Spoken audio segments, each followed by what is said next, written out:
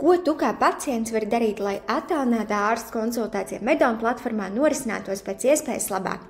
Tātad ienāc mājaslapā medona.lv un ienāc savā pacienta profilā.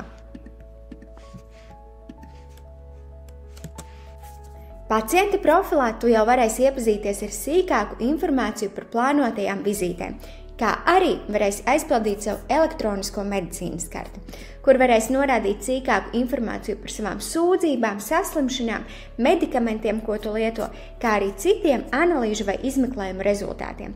Kad to būs izdarījis, spied pogu saglabāt.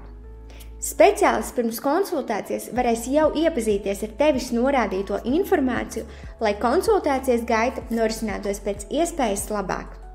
Atceries, konsultācija notiks tepat Medona platformā, un jau stundu pirms plānotās vizītes tu varēsi ienākt savā pacienta profilā un spiest pogu sākt, lai pārliecinātos par saviem kameras un mikrofonu iestatījumiem. Pievienojies zvanam un autentificējies tam ar kādu no autentifikācijas veidiem. Un pievienojies konsultācijai.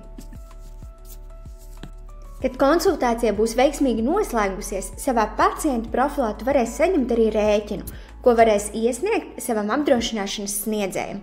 Kā arī pēc konsultācijas speciālists šeit būs pievienojis slēdzienu par konsultāciju, kur varēs iepazīties ar turpmākajiem ārstēšanas soļiem, ja tādi būs nepieciešami.